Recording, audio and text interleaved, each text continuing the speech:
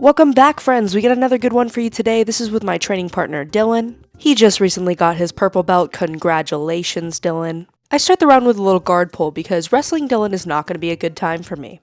In fact, the last time I tried that, he Uchimata'd me so hard that I reconsidered my participation in the sport. Working from my closed guard here, I really want to break Dylan's posture. My goal is to get him to post his arms on the mat. A goal that I am very much not succeeding in. Dylan starts to stand up so that he can open up my closed guard. Realizing that I need to react, I underhook his leg and I look to enter into this matrix back take. I throw my leg over and I tried to slide towards his back, but as Dylan sits back, I opt to come up. I didn't even realize that I bonked his head there. Sorry, Dylan.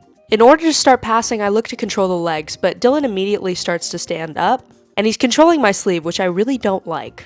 I know I'm not going to be able to break that sleeve grip, but for some reason I don't even try. Instead, I try to keep my legs away from him. I want to bait him to stand up so that I can pull guard again because I'm scared. But instead, Dylan decides to sit back into his guard, and he keeps that grip on my sleeve as he looks to go for my back. This arm drag position here is really not good for me. He has a number of options including a pendulum, or he can just go to chase my back. He opts to drag and sit all the way up, and then he gets an easy 2-point sweep. And he still has control of my sleeve. I look to set up a guard. I start in De La Hiva, but he forces me into this half guard position. Now usually I like to be in this position because I like to wrestle up on single legs. But I'm not super excited to be here right now with Dylan because he has a really good base, and every time I try to wrestle up on him, it does not go well for me. So instead I opt to go back to reverse De La Hiva and I look to try and get under him. Dylan starts to drop his weight, making it difficult for me to get under him, so I decide to start getting creative.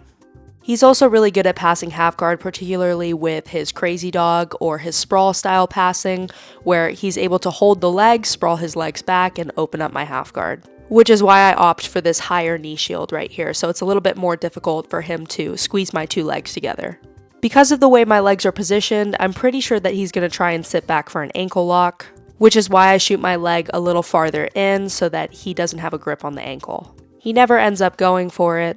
So I'm just looking to keep my frames and find out what options are available to me. I start to control that left side sleeve, maybe looking for a little bit of a knee lever.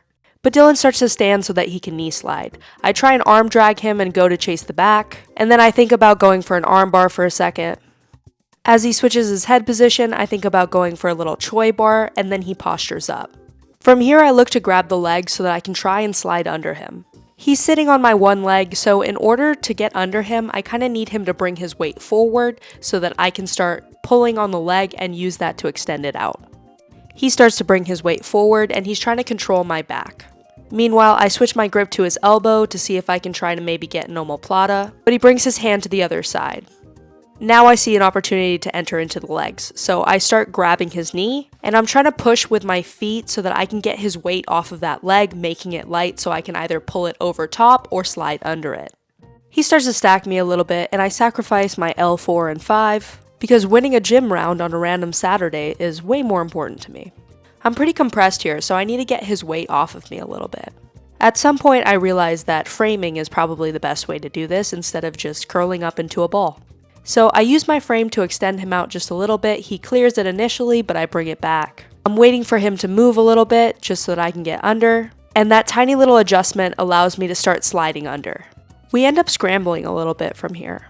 I'm trying to fully pull that leg out, and Dylan's trying to keep it heavy so that he can come back into half guard. I'm able to keep spinning through, and as I get more and more under him, his leg becomes light. I'm able to enter into this 50-50 sort of position. And I don't really want to be in 50-50, so I'm looking for an opportunity to either sit up or go to X guard. I keep control of his leg and I look to sit up. I need to get my hips higher than his hips, and I do that and I'm able to come on top. To secure that position, I clear his leg off my head and I finish off in half guard. Now I'm looking to pass. I settle into half guard for a little bit, looking for whatever opportunity I'm going to have to pass. I don't think pressure passing is going to work out very well for me, so instead I opt to try and go to a knee slide. I bring my knee up, and I look to knee slide all the way through. As I look to knee slide, Dylan starts to turtle. I think about going to his back, but I'm not fast enough. So instead I stand up. My goal here was to immediately pull guard, but Dylan beat me at my own game. He sat first. So instead I look to go back to passing. This time I step over the legs. I'm looking to fold them and step all the way over to the side. Dylan's controlling my opposite side sleeve. He uses his hook and the sleeve grip to drag me all the way over to the other side. I start to work that same pass again, looking to staple the legs and come all the way on top, but Dylan does a really good job of defending, bringing his knees in, and now I'm off balance.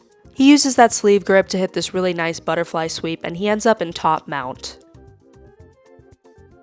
And now I'm in trouble. He quickly starts to pin my wrist, he goes for a key lock, and I tap quickly.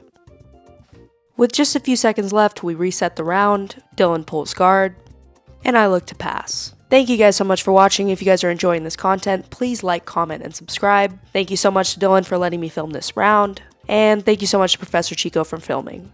If you guys want to see anything specific, please let me know in the comments. I'll see you in the next one. Bye!